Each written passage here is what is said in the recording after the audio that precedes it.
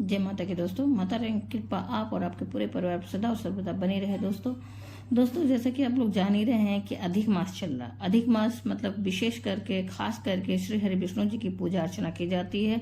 उनका बहुत ज्यादा आशीर्वाद मिलता है अगर अधिक मास में हम लोग करते हैं तो। और इस बार तो अधिक मास दोस्तों श्रावण मास के साथ लग रहा है, तो श्री हरि विष्णु जी के साथ भोले बाबा का भी, भोले भंडारी का भी पूजन अर्चन किया जा रहा है।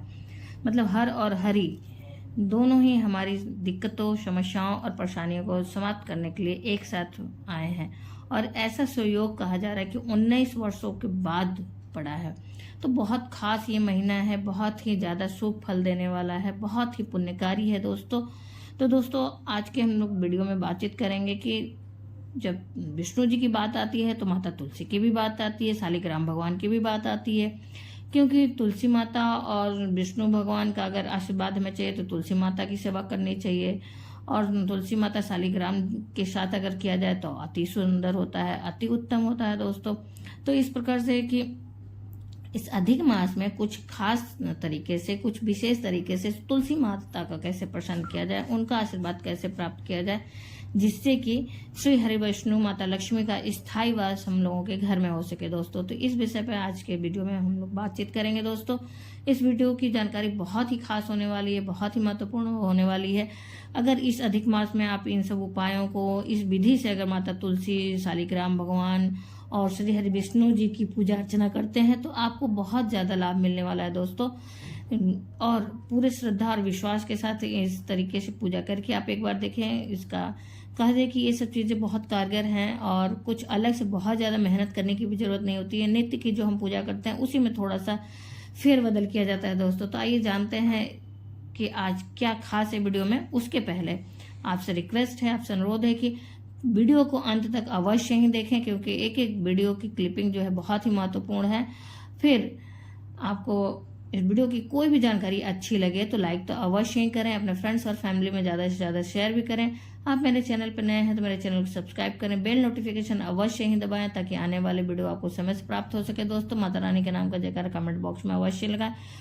और फिर कोई भी प्रश्न हो या कोई भी सुझाव हो तो आप कमेंट बॉक्स में अवश्य ही लिखें। तो चलिए हम लोग बातचीत करते हैं कि इस अधिक मास में, इस जो पुरुषोत्तम मास है उसमें श्री हरि विष्णु और माता तुलसी और शालिग्राम की पूजा कैसे की जाए। दोस्तों 18 जुलाई से ही अधिक मास का प्रारंभ हो रहा है, ये तो आप सभी जानते हैं। और आप सभी जानते हैं कि अधिक मास भगवान श्री हरि विष्णु जी को अधिक प्रिय है, इसलिए ये माह भगवान विष्णु को समर्पित होता है।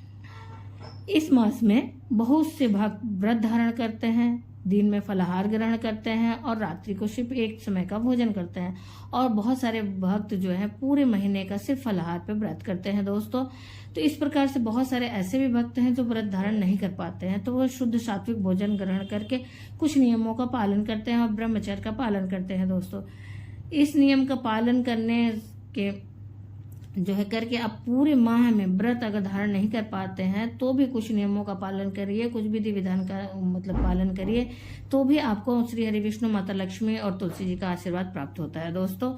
जो भक्त व्रत धारण करते हैं वो अभी श्रेष्ठ है। बहुत से भक्त ऐसे हैं जो किसी कारणवश स्वास्थ्य की वजह से व्रत धारण नहीं करते हैं, तो कोई बात नहीं। ऐसा नहीं कि अगर वो व्रत नहीं धारण करते हैं तो नियमों का पालन न करें, पूजा अर्चना न करें, ऐसा बिल्कुल न करें।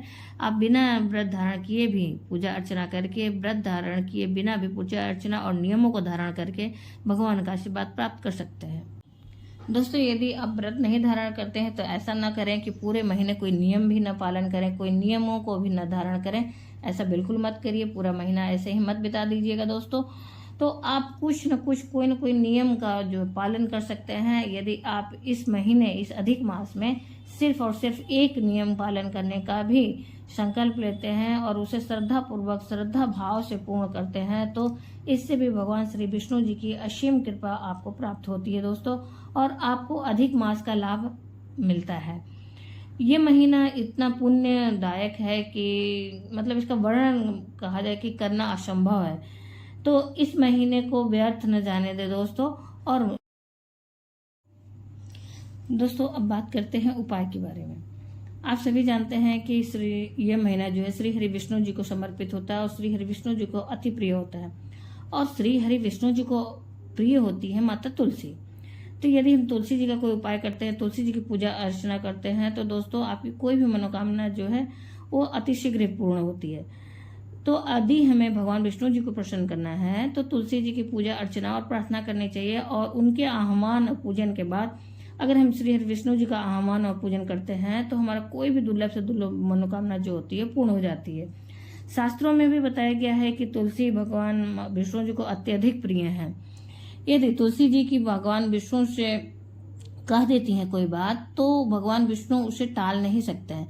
तो सिर्फ यदि आप भगवान विष्णु जी से प्रार्थना करते हैं, तो पूजा करते हैं, तो या फिर आराधना करते हैं या नियम का पालन करते हैं, तो वो उतना पूर्ण नहीं होता है जितना कि आप माता तुलसी जी के जप और उनकी पूजा अर्चना करते हैं, फिर माता तुलसी को जल अर्पित करते हैं, शाम को भी पूजा करते हैं, तो भगवान विष्णु की कृपा तो इसी वजह से इस जो मलमास है, अधिक मास है, इसमें माता तुलसी की पूजा हमें विशेष रूप से करनी चाहिए।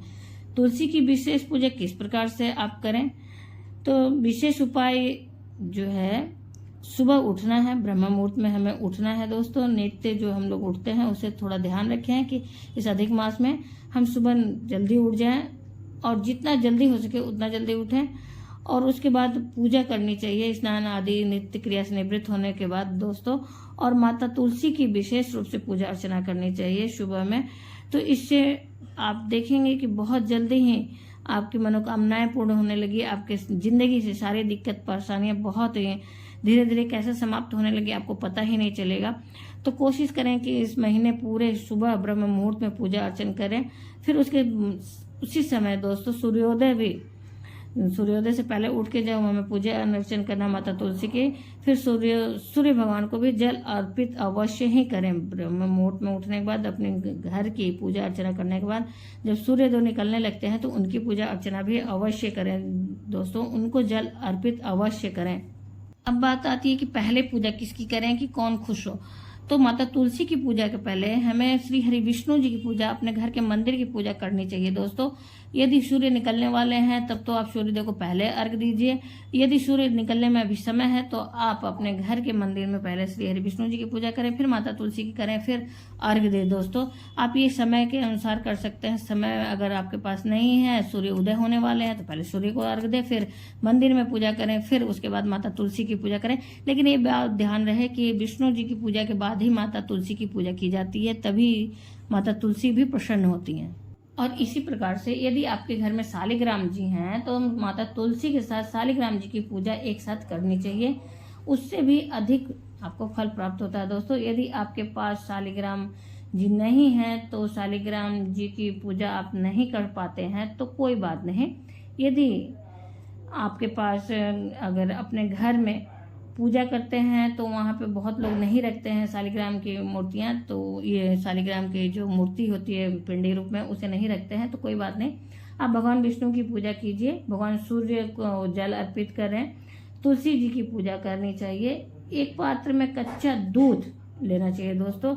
जो विशेष उपाय है वो कच्चा दूध है। फिर उसके बाद दोस्तों उस दूध से जो है कि माता तुलसी की जड़ में 1 बूंद 2 बूंद ही अर्पित करें। कच्चा दूध अगर प्रतिदिन हो सके तो अति उत्तम है, नहीं हो सके तो सिर्फ और सिर्फ बृहस्पतिवार के दिन अवश्य ही कच्चा दूध जो है माता तुलसी की जड़ में और केले के वृक्ष में और पीपल के वृक्ष में अवश्य ही अर्पित करें दोस्तों।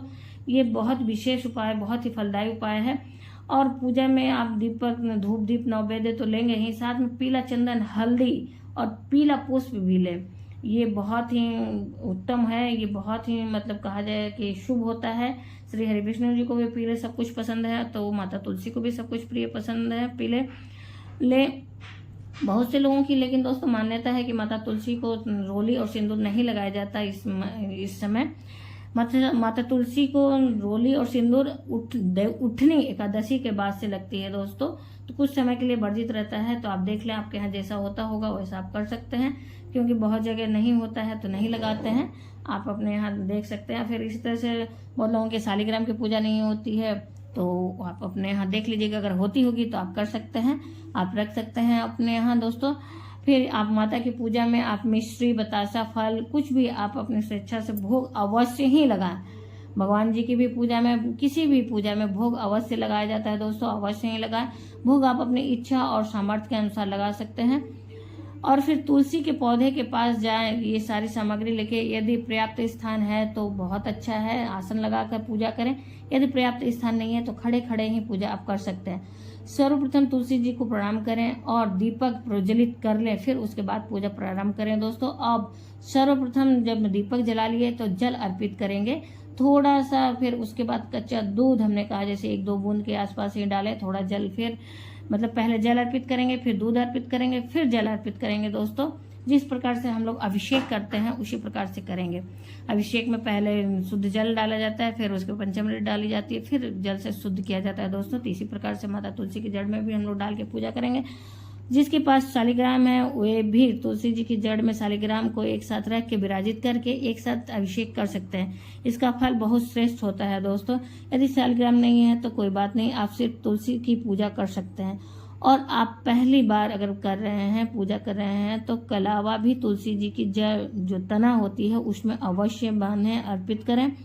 अपनी मनोकामना अगर कोई है तो बोलते हुए कहाँ उसको बांधें, कलावा को बांध सकते हैं। यदि कोई मनोकामना नहीं है तो आप भगवान से प्रार्थना करें और कहें कि आपकी मैं प्रीति, माता तुलसी और विष्णु जी की प्रीति और कृपा पाने के लिए ये बांध रही हूँ।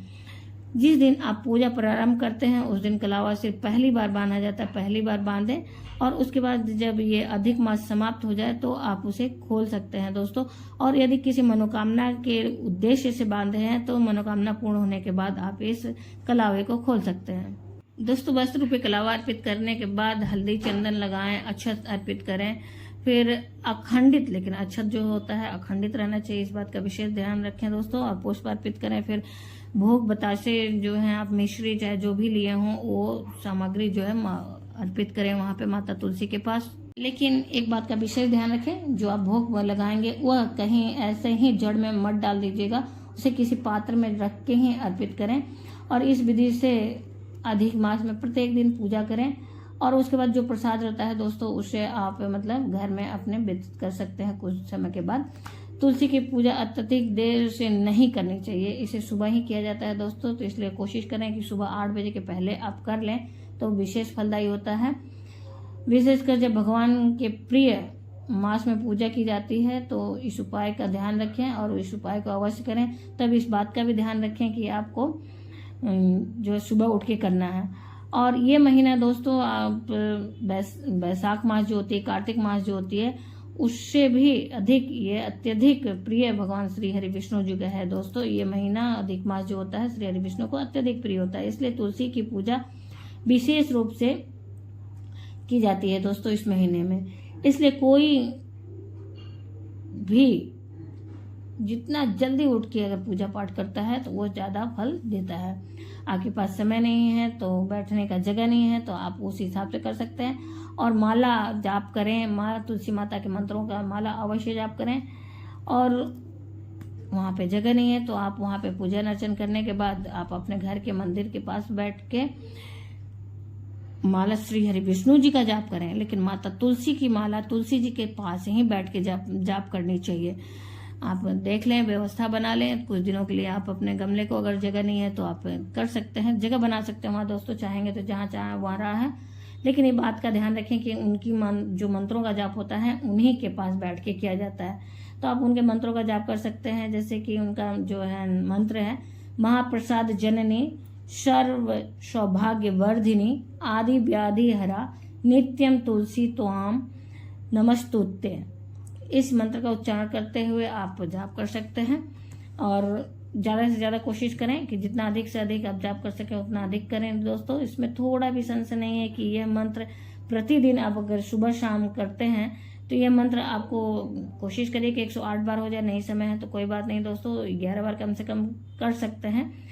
लेकिन कुछ बातों का अवश्य ध्यान रखें, नहीं तो पूजा भारी पड़ सकता है। जैसा कि मैंने बताया, जो दूध है सिर्फ सुबह चढ़ाना है, अभिषेक जो करना है और सिर्फ सुबह किया जाता है, शाम को नहीं किया जाता है। और भोग की सामग्री किसी पात्र में ही लगाएं, नीचे न लगाएं जड़ के पास, वरना चींटियां भी खा सकती हैं तुलसी माता को।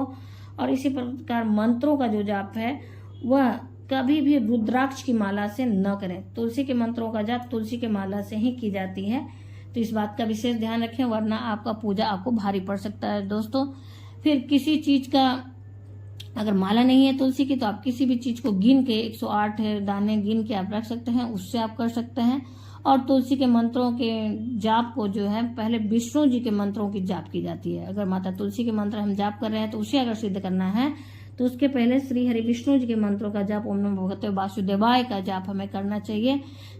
फिर उसके बाद माता तुलसी के मंत्रों का जाप करना चाहिए। फिर उसके बाद फिर वापस से श्री हरि विष्णु जी के मंत्रों का जाप करना चाहिए। इसी प्रकार भगवान विष्णु का ध्यान करके ये उपाय करें।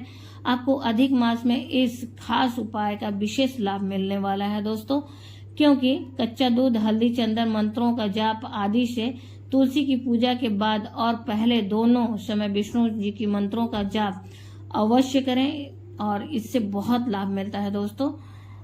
चाहे आप 11 बार करें, अगर समय नहीं है तो, चाहे उससे तो उत्तम होता है 108 बार। इस प्रकार से आप तुलसी के मंत्रों का जाप करके आप लाभ उठा सकते हैं दोस्तों।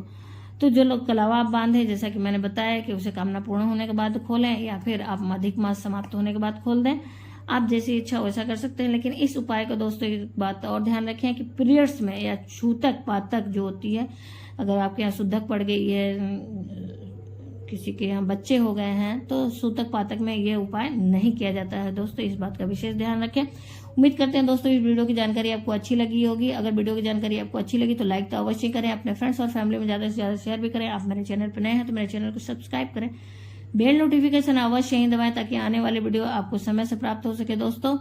और कोई भी प्रश्न या सुझाव हो तो कमेंट बॉक्स में लिख सकते हैं। माता रानी के नाम का जयकारा कमेंट बॉक्स में अवश्य ही लगाएं, जिससे कि एक सकारात्मक ऊर्जा का संचार आपके अंदर हो। फिर मिलते हैं दोस्तों एक नए वीडियो में नए जानकारी के साथ। तब तक के लिए जय माता की। माता रानी की कृपा आप और आपके पूरे परिवार सदा और सर्वदा बने रहे दोस्तों। धन्यवाद दोस्तों।